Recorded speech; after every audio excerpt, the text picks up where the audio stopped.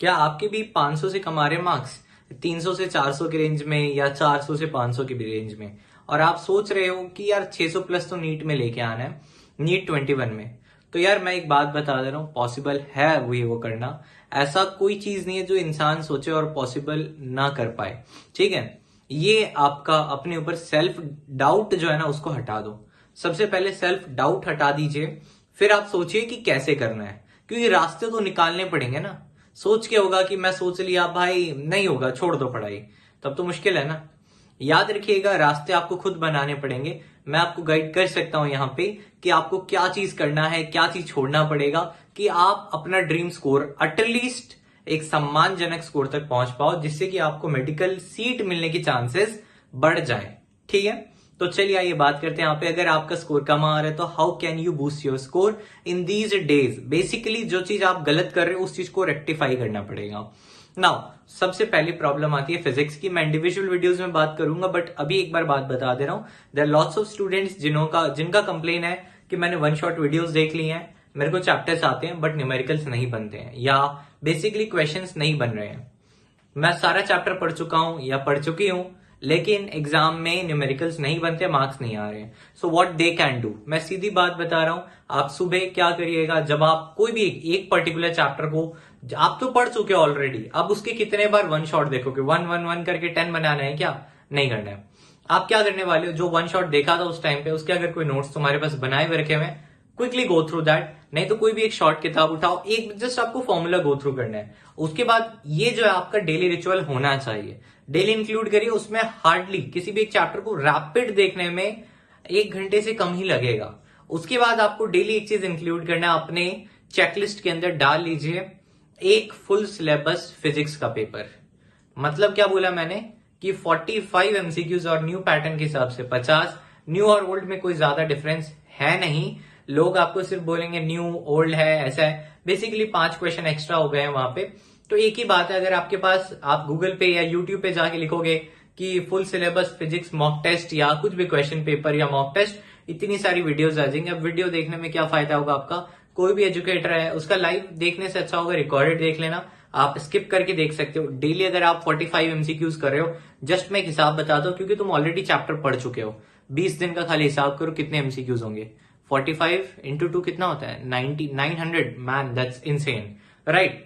Physics और chemistry के लिए स्टार्ट कर दीजिए। चाहे तो आप ऑल्टरनेट डे करिए या फिर आप डेली ये 2 करिए। बायो का आप स्किप कर सकते हो। बहुत लोग मुझे यहाँ क्रिटिसाइज करने वाले हैं, क्यों बायो का क्यों स्किप कर दूं, बायो भी देख लेता हूं। यार बायो तुम ऑलरेडी प्रैक्टिस करते हो, बायो में मार्क्स तुम्हारे सही आ रहे होंगे, उसको तुम खुद प्रैक्टिस कर सकते हो रादर देन टाइम वेस्टिंग। या फिर अगर आप कोई फुल लेंथ सोच रहे हो डेली डेली 2 से 5 लगाने का, और तुम्हारे मार्क्स लिटरली 500 से कम है, मतलब 350 के अराउंड है, तो तुमको क्या करना चाहिए? कुछ तो तरीका होगा। तुम क्या करो, फिजिक्स और केम को इंक्लूड करो, और जो टेस्ट का टाइमिंग है ना अपने आप, उसको चाहे तो तुम ऑल्टरनेट डे रख लो या फिर 3 दिन में एक बार रख लो। जो तुम अगर देखो क्या होता है ना, बहुत लोग टेस्ट सीरीज ज्वाइन करके रखे, उनको तो टेस्ट देना ही है, टेस्ट स्किप मत करना। बहुत लोग यहाँ पे तुमको सोचेंगे, बताएंगे यार तुम्हारा सिलेबस कंप्लीट नहीं हुआ, टेस्ट छोड़ दो। मत छोड़ना, क्योंकि क्या होता है बहुत लोग यहाँ पे पढ़ तो चुके हैं बट उसका अप्लाई नहीं कर पा रहे। टेस्ट दीजिए, आपको रियलिटी से बोलते हैं ना कि सच्चाई दिखेगी कि आपके कितने मार्क्स आ रहे हैं। Go for it. अब एक और चीज आती है डिसिप्लिन, जो बहुत लोगों में है ही नहीं। और अगर याद रखिएगा डिसिप्लिन नहीं है तो शायद सिलेक्शन इस साल नहीं लिखा है। तो डिसिप्लिन, एक बात बताता हूं यार, कंफर्ट जोन से जब बाहर जाओगे ना तभी सिलेक्शन मिलेगा। सो वो जो कंफर्ट जोन है बाहर निकलो। सुबह उठती क्या करते हो? आधे घंटे टाइम पास, बैठ के गिद्दे पे सोच रहे हो उठूं नहीं उठूं, उठूं नहीं उठूं। एक बार उठ जाओ, जाओ, चाहे तुमको राउंड लगाना है राउंड लगाओ, या बोलते हैं चल चल के पढ़ो। होता है बहुत लोग करते हैं, नींद खोलनी है, ठीक है, या फिर आप थोड़ा सा जोर जोर से पढ़ो। उससे क्या होता है आपकी थोड़ी जो नींद है, देखो लेजीनेस सबके अंदर है, ठीक है, ऐसा नहीं है कि नहीं है, लेजीनेस सबके अंदर है, उसको दूर करना है और डिसिप्लिन बनाना है। डिसिप्लिन इसमें 2 जगह मैं पॉइंट बताने वाला हूं जो आप लोग नहीं करते हो, टू बी ऑनेस्ट, ठीक है। यहाँ पे आप 2 से 5 टेस्ट के हिसाब से आप बोलोगे डेली तो टेस्ट नहीं लगा सकता, जो तुम 2 से 5 कंटिन्यूटी लेके आ जाओ, ये काम कर सकते हो आप। क्या होता है बहुत लोग की कंप्लेन होती है, जब मैं टेस्ट देने बैठता हूं तो क्या करता हूं कि उसमें 2 से 5 में 3 घंटे बैठ ही नहीं पा रहा हूं। तो यार नीट में भी तो बैठना पड़ेगा ना, आपको क्या करना है डेली 2 से 5। अगर कुछ भी पढ़ाई कर रहे हो, मान लो आपने फिजिक्स 2 से 4 पढ़ाई की, देन 4 से 5 अगर आप केमिस्ट्री कर रहे हो या बायोलॉजी कर रहे हो तो लगातार करना है, ब्रेक नहीं लेना है। नीट में आपको ब्रेक नहीं मिलेगा कि पेपर सॉल्व कर रहे हो 15 मिनट का, या चाय पानी ले लो, ब्रेक ले लो, वो मत करना। 2 से 5 को रिचुअल बना लो, 40 दिन के लिए रिचुअल बना लो, सिलेक्शन तुम लेके जाने वाले हो।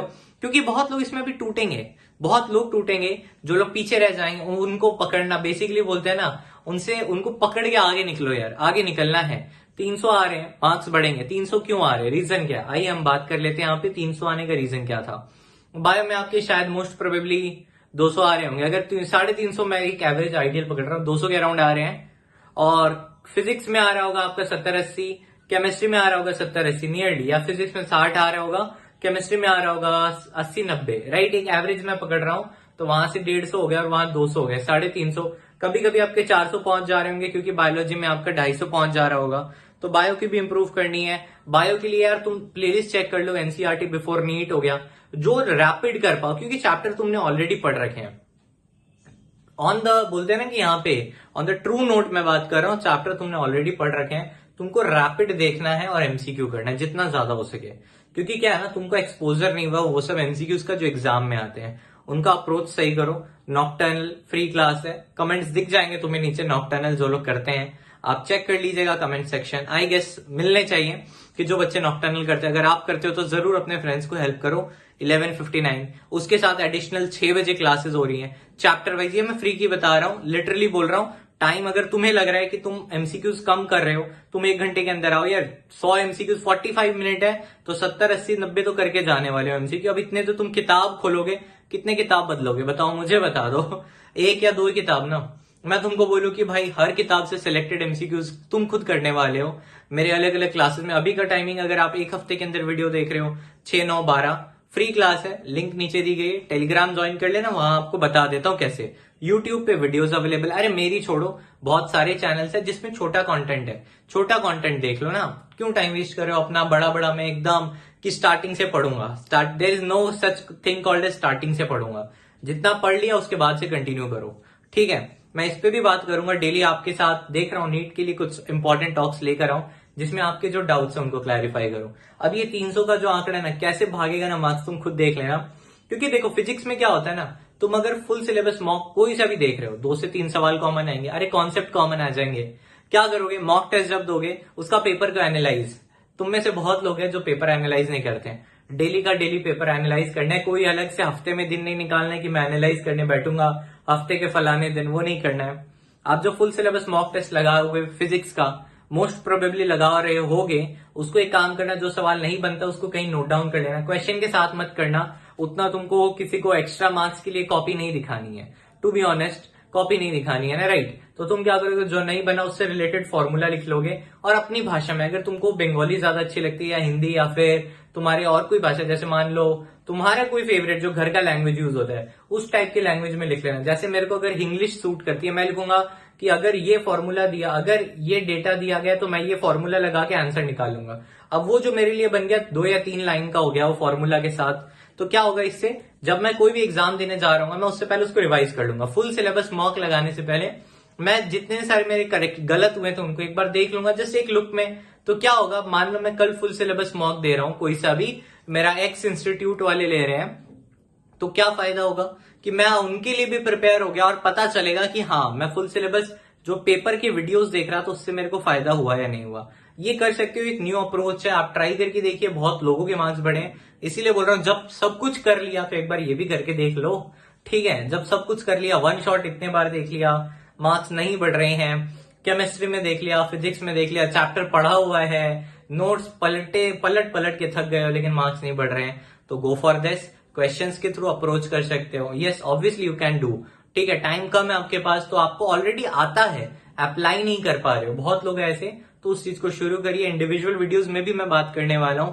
तो you can go from 350 around आराम से। अगर आपके आ रहे 400 तक तुम एक टेस्ट में लाए होगे, मेरे को पता है 400 तक एक टेस्ट में गया होगा, चाहे वो पार्ट टेस्ट हो, 400 के ऊपर गया होगा।